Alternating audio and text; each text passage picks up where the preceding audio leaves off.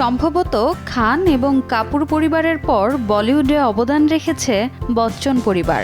আবার এই বচ্চন পরিবার নিয়ে গুঞ্জনও কম নয়। গেল বছরের শেষ দিকে অভিষেক ঐশ্বরিয়ার বিচ্ছেদ নিয়ে উঠেছিল আলোচনা সমালোচনার ঢেউ। এই গুঞ্জনে মুখে কুলু পেটে বসেছিল অভিষেক ঐশ্বরিয়া। গুঞ্জনকে মিথ্যা প্রমাণ করল নতুন বছর উপলক্ষে এই তারকা দম্পতির একসাথে বিদেশ ভ্রমণ।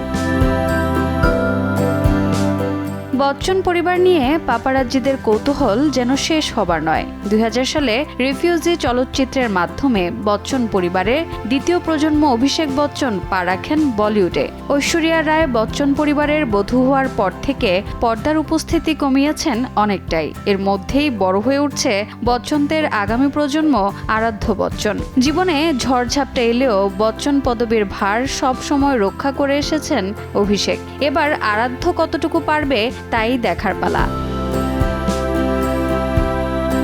গণমাধ্যমে জুনিয়র বচ্চন কয়েকবারই বলেছেন নিজের নাম ও পদবি নিয়ে গর্বিত তিনি। ক্যারিয়ারে খানিকটা বিরতিতেই ছিলেন তিনি। মেয়ে আরাধ্যকে প্রায়ই স্কুলের মঞ্চে দেখা যায়। বোঝা যায় অভিনয়ে ঝোঁক রয়েছে বেশ। সেই সাথে আরাধ্যর ব্যবহার ও সুশিক্ষায় পঞ্চমুখ নেট দুনিয়া। রোজা চৌধুরী, সময় সংবাদ।